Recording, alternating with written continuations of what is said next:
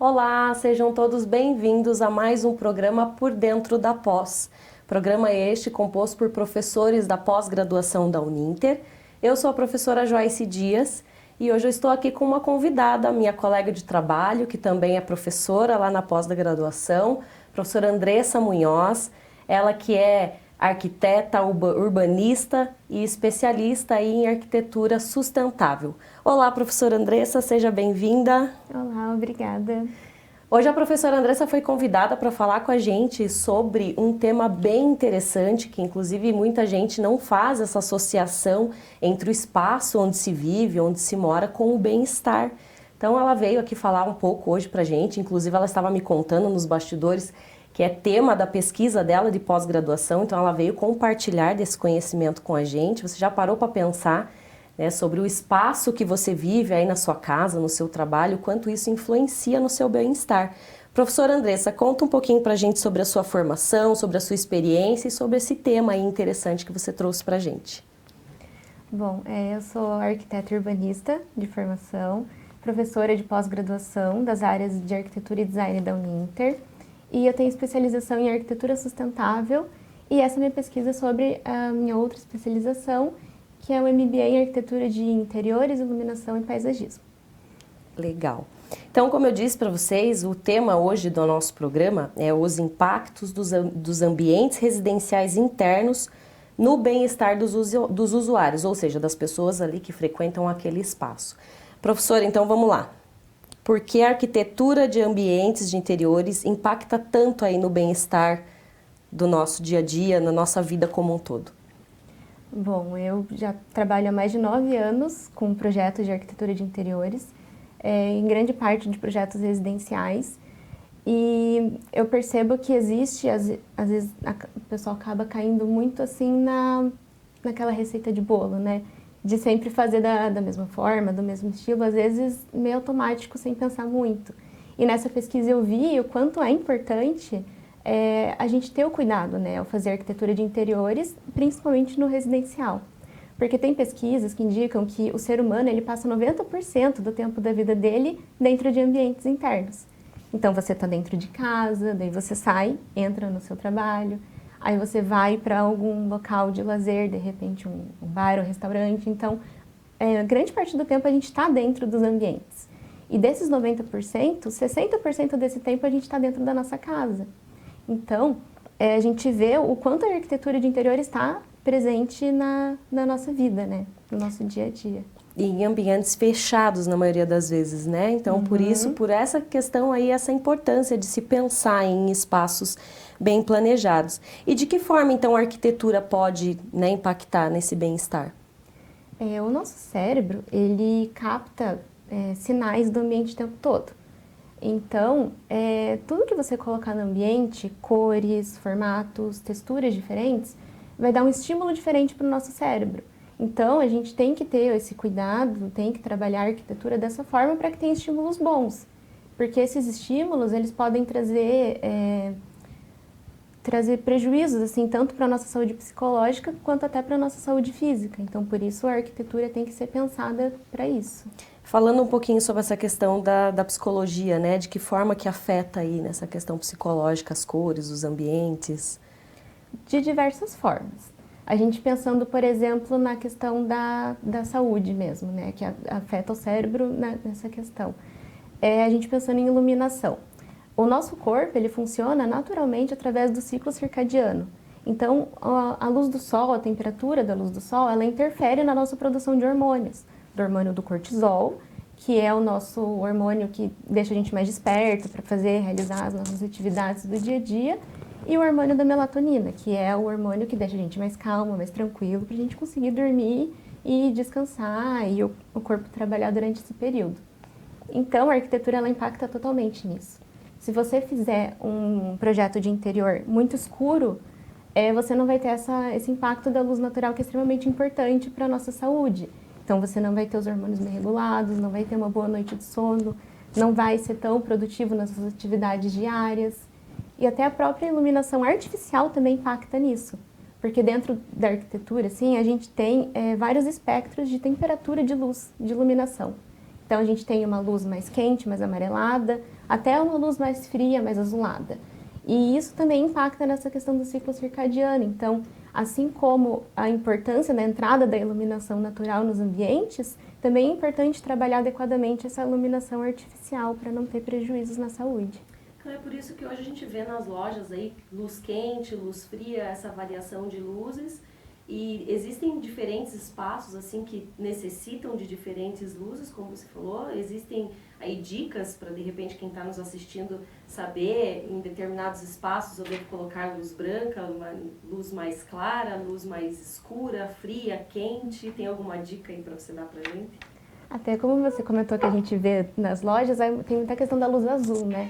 Ou às vezes os óculos já vêm com, né, com uma proteção para luz azul, porque os equipamentos como celular, computador acabam emitindo muito essa luz que é prejudicial, né? E existem várias temperaturas, né, da quente, da fria, e também existe a temperatura mais neutra, que a gente chama. E isso vai variar muito também de acordo com a tipologia de uso do ambiente. A gente pensando na nossa casa, por exemplo. No nosso quarto, que é um ambiente calmo, tranquilo, onde a gente tem que descansar, o ideal seria uma luz mais quente, porque essa luz mais quente, numa temperatura em torno de uns 3.000 K, assim, ela deixa a gente mais tranquilo, mais calmo, ela não estimula tanto assim. Agora, numa cozinha, que a gente pode considerar um ambiente de trabalho, que você tem que prestar atenção, tem que fazer atividades, já seria ideal uma luz mais neutra. Luz fria mesmo, ela seria mais para ambiente bem industrial, ambiente mais de trabalho, tem ambientes bem específicos. Se você pensar em laboratórios, farmácias, então depende muito desse uso. Mas na nossa casa, geralmente é legal trabalhar entre a neutra e a quente. A quente para quarto, para sala, para esses ambientes mais tranquilos. E essa neutra, mais prefiro para outros ambientes. E como que a gente deve pensar em uma arquitetura voltada então para o bem-estar? O nosso bem-estar? Existem conceitos assim da arquitetura que seria o conforto ambiental, que ele analisa toda a questão do conforto mesmo do ambiente para o ser humano. Então tem o conforto térmico, o conforto acústico, até o conforto lumínico, tem diversos fatores.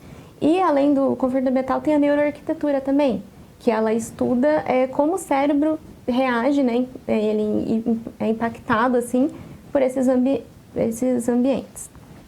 Então, ao utilizar esses conceitos do conforto ambiental e da neuroarquitetura, a gente consegue trabalhar melhor e sempre pensando no bem-estar e na saúde do usuário, não somente em plástica, funcionalidade, mas a gente também tem que considerar a saúde. Porque, inclusive, dependendo da tipologia de material utilizado, ele pode emitir compostos orgânicos voláteis que podem causar mal. Eles podem causar problemas respiratórios, até doenças crônicas respiratórias podem ser causadas por isso, questão de cheiro também. Até a gente pode fazer um paralelo com a questão dos elementos que existem em casas de shows, que até um tempo atrás eles foram proibidos, porque em contato com o fogo pode inalar, emitir, né, algo muito prejudicial para a saúde, para a respiração. Então é muito importante a gente considerar até os materiais que a gente usa, questão de revestimento. Então cada mínimo detalhe a gente tem que pensar em questão da saúde também. A questão das cores, que elas afetam também diretamente, né, a nossa psicologia. Então tudo tem que ser considerado para isso. E pensando aí em materiais, né, que você tocou no assunto de materiais, o que você não indicaria no momento em que eu estou pensando lá na arquitetura e organização ali da minha casa, né? Vou contratar uma arquiteta, contrato você lá para verificar o meu espaço, ver o que eu posso fazer para melhorar. O que você não indicaria, no caso, que não é tão benéfico à saúde ou é totalmente prejudicial à saúde dentro de um ambiente? Existem diversos materiais, né? É infinita a lista se a gente for ver, hoje em dia tem muitas tecnologias. E isso também acaba indo muito do uso do espaço e também do gosto da pessoa. Tem muitas marcas também que são reconhecidas na indústria, que elas têm certificações na própria indústria da produção do material de que ele é feito de maneira correta, de maneira sustentável, de que ele tem todos os testes e que ele não vai emitir nenhum composto, nada que seja prejudicial, né, à saúde da pessoa. E daí vai muito do gosto, assim, e da gente saber procurar essas empresas, né, para a gente ter essa segurança, e do gosto e do uso. Por exemplo, um quarto, que é um local confortável, né, você busca o descanso, tudo mais. Principalmente a gente considerando um quarto pequeno, se a gente usar uma pedra, que é um elemento frio, então talvez não seja muito ideal, né, por exemplo, revestir uma parede inteira de pedra. Tem gente que faz, e, né, o gosto é de cada um. Mas ela pode, de repente, deixar aquele ambiente muito frio. Então, isso pode não dar um conforto térmico muito bom. Então, às vezes, você vai deitar para dormir, para descansar, mas você sempre vai estar desconfortável, vai estar com frio ou algo assim. Então, o ambiente vai ter um pouco mais de dificuldade para ser aquecido, no uso de um aquecedor, alguma coisa assim. E agora, né, recordando, muitas pessoas, elas têm a preferência ali de fazer o uso do piso frio, em locais como cozinha, banheiro, lavanderia, e o piso quente, que às vezes é o de madeira e tudo nos quartos. Já acredito que seja por conta disso, né? Para manter aí o bem-estar de quem mora lá dentro. Exatamente. Interessante. Você tocou no assunto sobre arquitetura sustentável, né? Fala um pouquinho pra gente sobre esse assunto.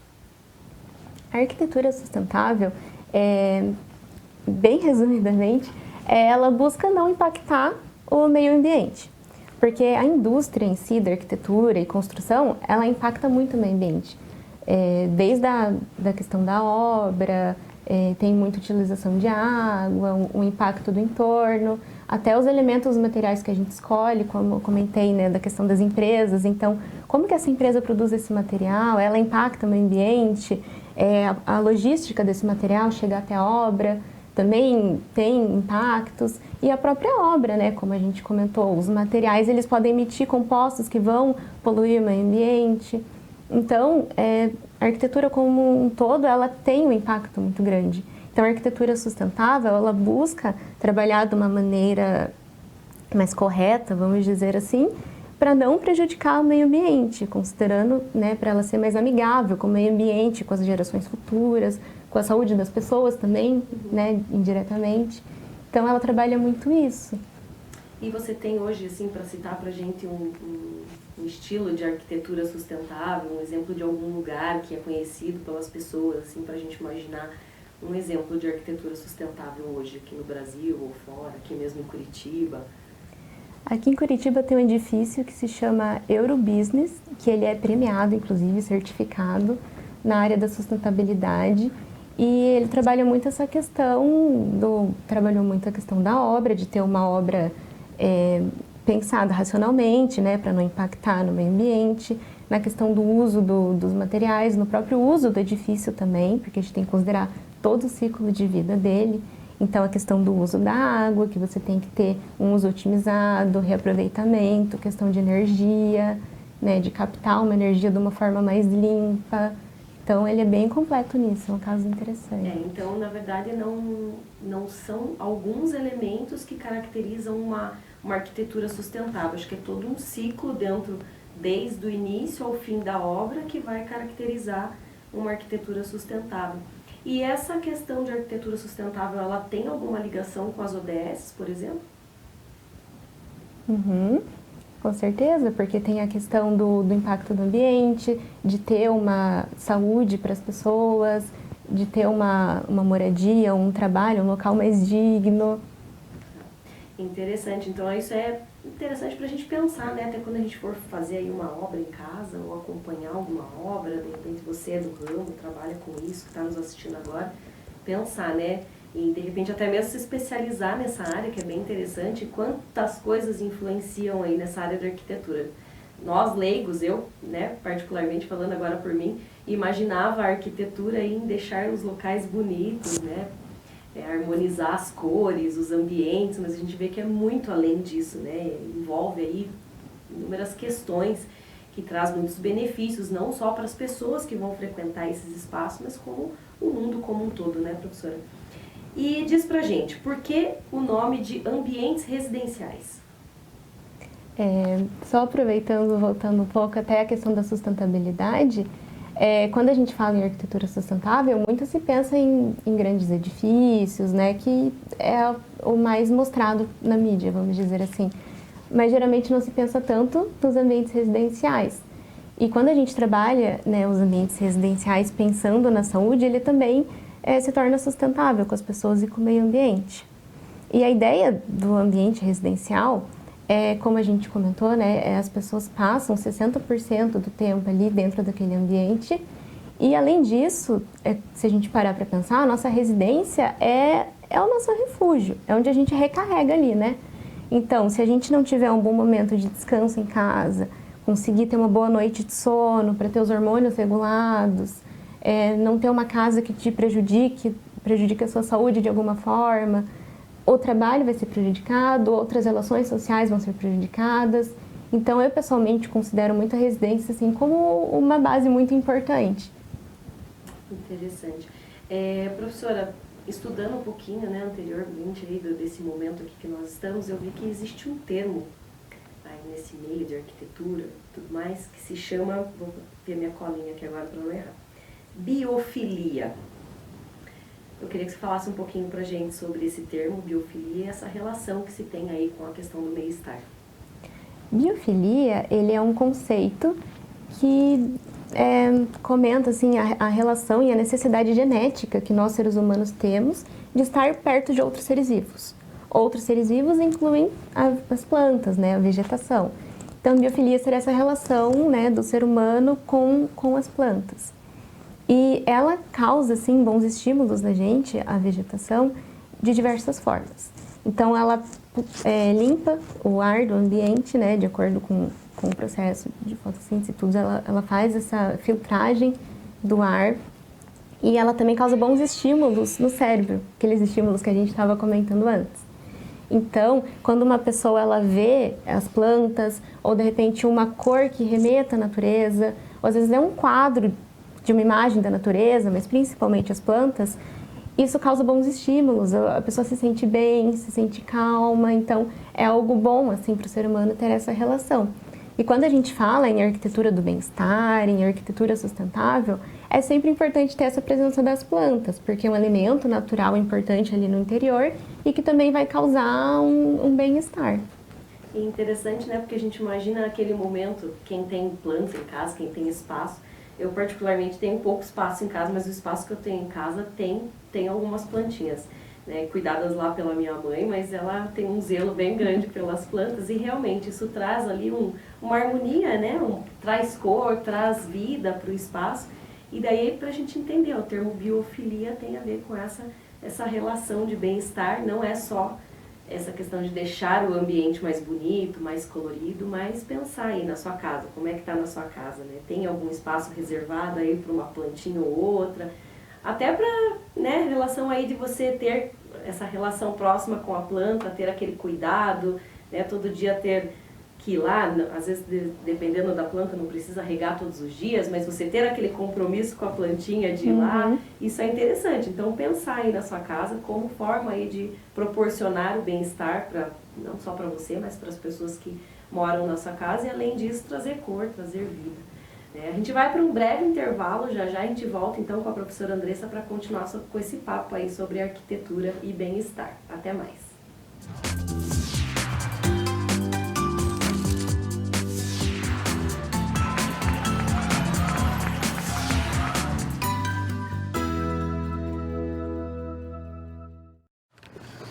Um expresso, por favor. Sabe quando a gente tem um sonho, mas acha que nunca vai conseguir realizar? Um expresso, por favor. Até que um dia, ele começa a virar realidade. A Uninter já ajudou a realizar mais de 1 milhão de sonhos e o próximo pode ser o seu. 2 expressos, por favor. Uninter, ao seu lado para transformar a sua história.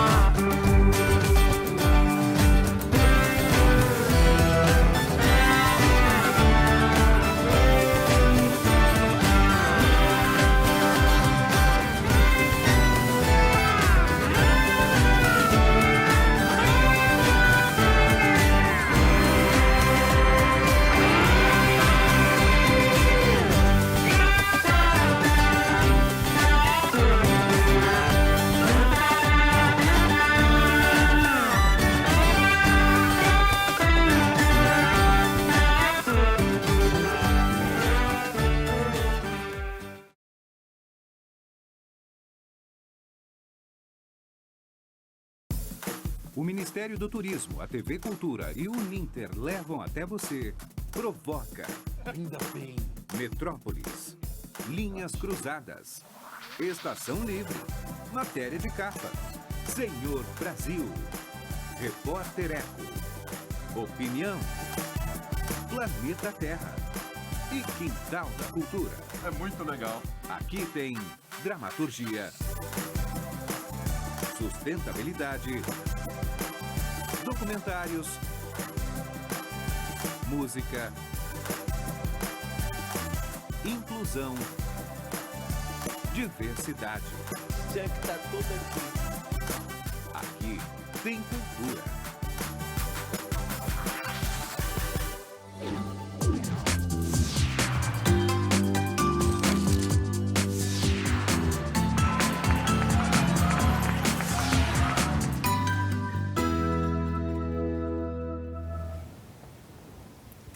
Olá, sejam bem-vindos novamente. Para quem chegou agora, eu sou a professora Joyce Dias, estou aqui com a minha colega de trabalho, a professora Andressa, ela que é arquiteta e urbanista, especialista em arquitetura sustentável. A gente está falando hoje sobre o bem-estar nos espaços, né? A influência da arquitetura no nosso bem-estar, para que vivamos bem aí dentro dos nossos ambientes residenciais e até mesmo de trabalho.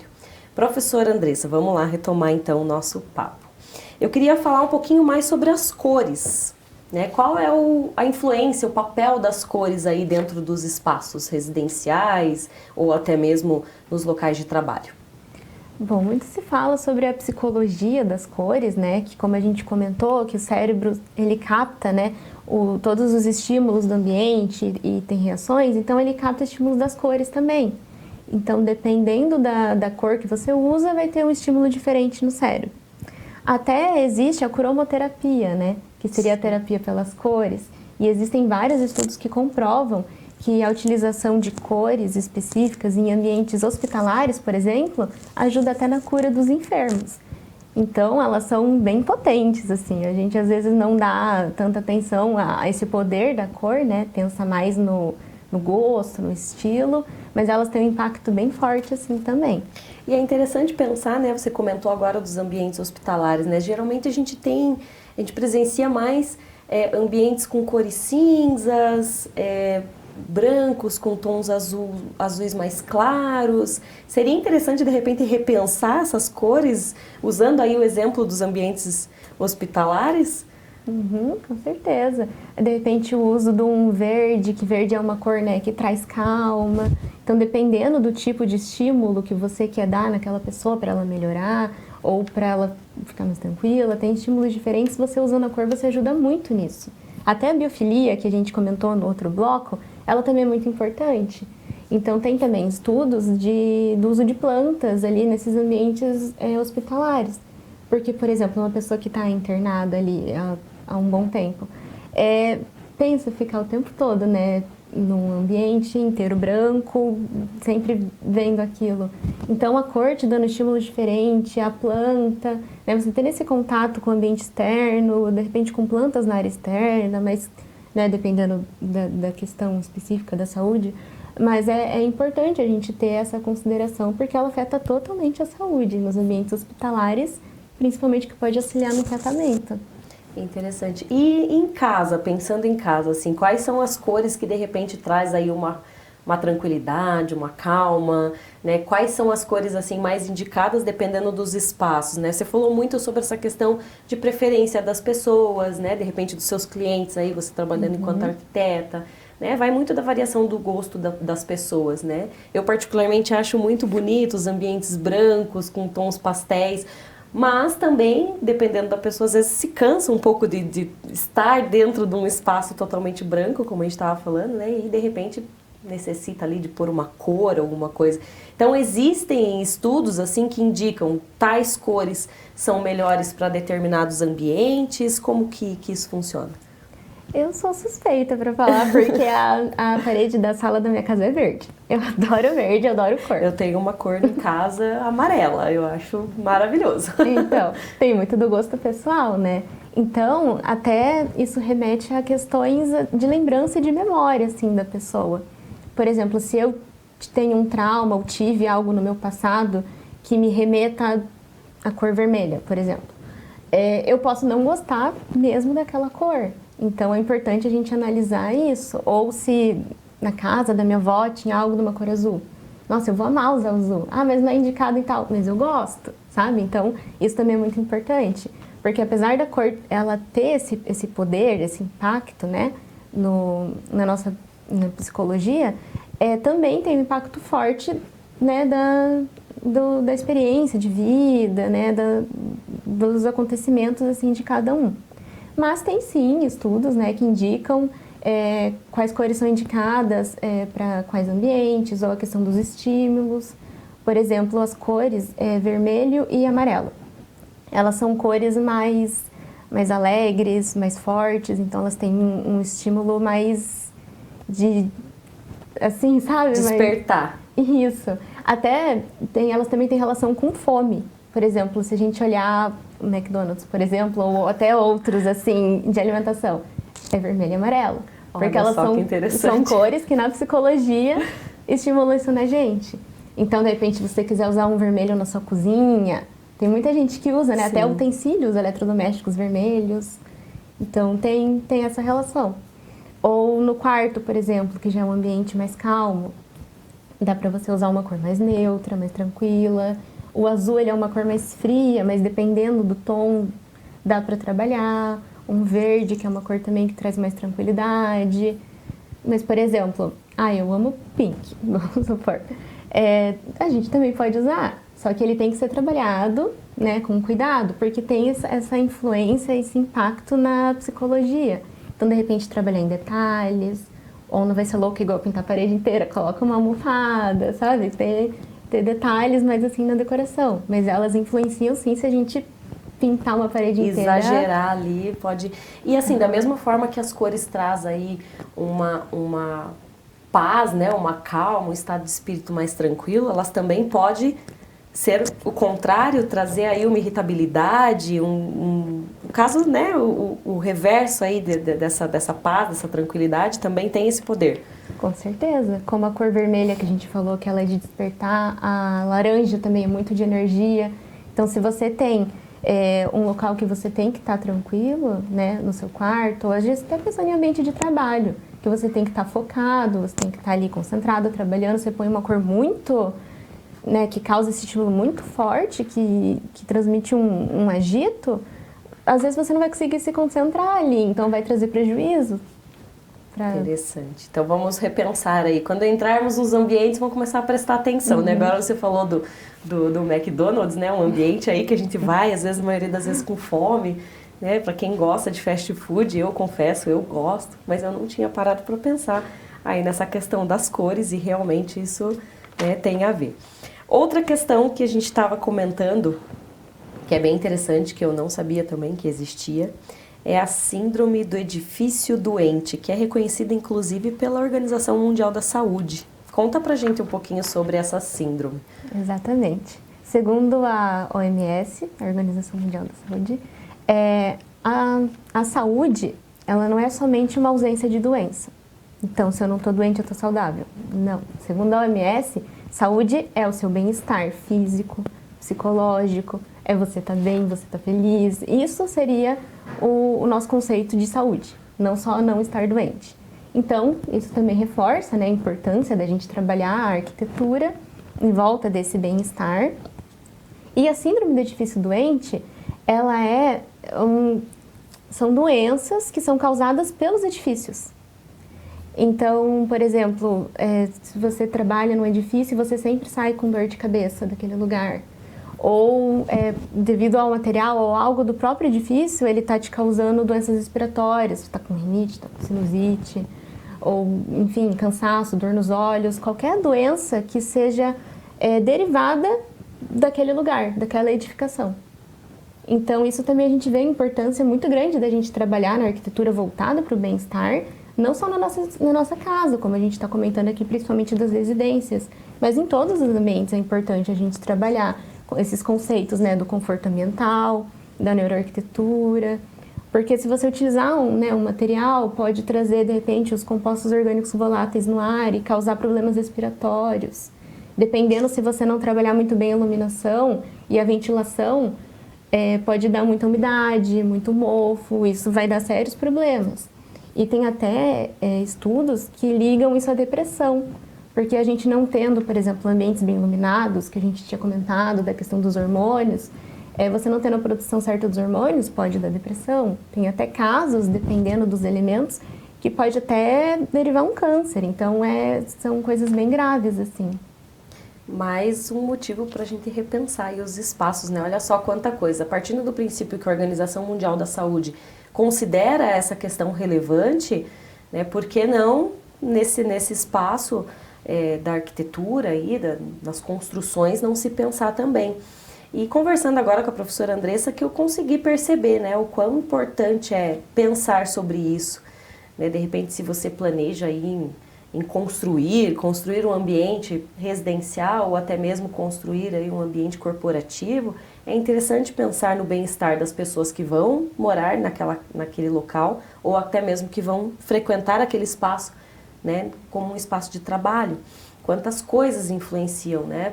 Pensar desde o material que se usa até o tipo de iluminação, as cores. E não são questões complicadas de se pensar, né, professora? São questões assim simples, são materiais, são questões que você precisa de fato pensar no momento de uma construção e que vale muito mais a pena você pensar aí, digamos, com carinho, né, para o bem das pessoas que vão frequentar aquele espaço, né? É simples, acho que não tem nada assim que implica na escolha desses tipos de materiais. São materiais considerados mais caros, menos acessíveis ou não? Ou assim como qualquer outro material? Não é nada tecnológico, diferente. Eu acho que é mais a questão da gente ter um olhar diferenciado. Porque como a gente estava comentando da arquitetura sustentável, muito se pensa, né, de você não prejudicar o meio ambiente, de você ser amigável com o meio ambiente, mas a gente tem que pensar nas pessoas também. Né, no impacto da saúde das pessoas. É ter essa empatia, né, e pensar aí que até mesmo o espaço que o seu funcionário ou que o seu familiar vai frequentar influencia no bem-estar, pensando aí desde depressão, né, nunca tinha parado para pensar nisso, né, às vezes, realmente nós entramos às vezes em alguns locais que não é o nosso local de trabalho, mas às vezes entra numa loja ou em algum lugar que você sente aquele cheiro de mofo, falta de ventilação. Então, de repente, às vezes não é nem por mal, né? Às vezes é falta de informação, né, que a pessoa, o dono daquele espaço não tem, que se de repente alguém, né, comunicar, alguém auxiliar ali né, com relação a esse espaço, ele pode estar pensando de forma diferente, né, abrindo um pouco mais as janelas. Então, aí, ó, se você conhece alguém que tem aí uma empresa ou que tem, né, mora numa casa que passa a maior parte do tempo fechado, dá essa dica, né, iluminação, refrigeração, aí, ventilação, né, no caso, vai ajudar bastante. Outro assunto também que eu achei interessante para a gente fechar aqui nosso programa é a questão das certificações. Eu sei que nessa área, nesse ambiente de construção, de arquitetura, tem todas as certificações, diferentes certificações, né? E o que ela influencia na arquitetura? As certificações para a arquitetura, tem muitas voltadas para a arquitetura sustentável. Então, por exemplo, tem a certificação da Caixa, aqui tem diversas certificações. A mais conhecida, acho que seria a LEED. Então, a certificação nada mais é do que uma forma de documentação, de você certificar, aprovar de que aquela construção ela é sustentável. Então, para você certificar um edifício, por exemplo, você tem que submeter o projeto ao LEED e tem diversos critérios que você tem que seguir. Daí você consegue diversas categorias de certificação. Então, por exemplo, o Eurobusiness que eu comentei, ele é certificado. E daí, entre esses critérios, são diversos, mas a questão do material, a questão da obra, querendo ou não, um pouco de tudo que a gente comentou, uma lista grande, você vai pontuando de acordo com esses critérios para você ter uma certificação. Então, qual que é a vantagem disso? Você tendo essa certificação, essa documentação, essa homologação, isso incentiva você a ter uma arquitetura realmente sustentável, incentiva a ter mais projetos desse tipo. E também tem diversos incentivos, como a questão econômica, tipo, a questão da venda, né? Estou vendendo um edifício que ele é certificado, ele é homologado, então tem essa questão e a conscientização das pessoas. E dentro do LEED, existe uma certificação específica para ambientes residenciais internos, que é o tema aqui principal nosso, né? E essa LEED, ela é uma empresa, ela é explica um pouquinho pra gente sobre a LEED em si. É a organização GBC Life, que é Green Building Council, a sigla, e ela é uma organização voltada para a sustentabilidade na arquitetura e construção. Então, eles têm diversas categorias de certificações, como essa de interiores, tem certificação até em cidades, né? Então, tem diversas escalas. E daí as pessoas, por exemplo, os profissionais, arquitetos, eles se credenciam para poder certificar projetos através desse esquema de pontuação assim, que a gente viu. Interessante. E a maioria hoje em dia, né, dentro daí desse ramo da arquitetura, a maioria das empresas são homologadas ou ainda é meio decadente? Ainda não é muito, assim. Tem crescido no mercado, mas eu percebo que muitas das certificações ainda são voltadas para a arquitetura em sentido construtivo, o edifício. Por exemplo, ambientes residenciais internos, né, arquitetura de interiores, eu não vejo muito, sabe? Então, por isso que eu acho muito importante a gente pesquisar, a gente falar do tema, a gente reforçar, porque não adianta você ter um edifício sustentável que também cause, né, esse bem-estar nas pessoas, mas ao trabalhar arquitetura de interiores você coloca materiais que não são adequados, cores que não são adequadas, você trabalha de uma forma que não vai causar um bem-estar na pessoa, no morador, enfim. Então, eu acho que a gente tem que falar muito nesse assunto para ligar, né, mais esses dois pontos. Para que não seja aí somente o externo dos edifícios, mas a parte interna também se pensar nisso, né? Exato. Até porque 60% do tempo passamos dentro dos interiores, né? Isso. E a certificação LEED tem uma que chama Life, uma categoria que é só para esses ambientes interiores.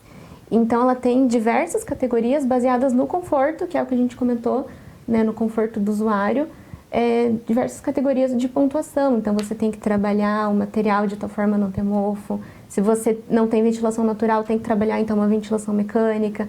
Então, tem diversos pontos e categorias dentro dessa certificação para a gente trabalhar.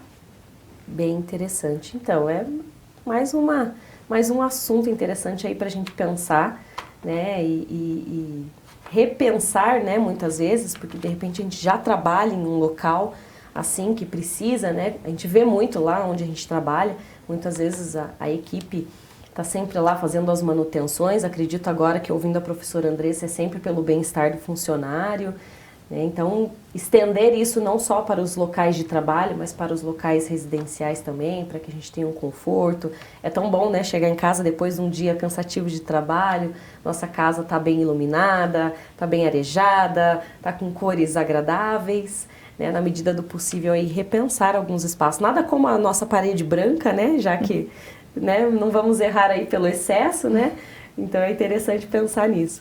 Professora Andressa, a gente está caminhando aí para o final do nosso programa. Eu queria te agradecer a sua presença, agradecer aí pelo assunto tão pertinente, tão importante, que muitas vezes a gente não tem esse conhecimento, né? Uma coisa simples aqui que a gente conversou, simples, porém tão carregado de conhecimento, né? Eu confesso para você que eu aprendi muito aqui nesse bate-papo, eu espero que você que está aí nos assistindo também tenha aprendido bastante aí, não só sobre a diferença das cores, a influência delas nos espaços, né, nos ambientes, a biofilia que a gente aprendeu hoje, que tem aí relação com as plantas.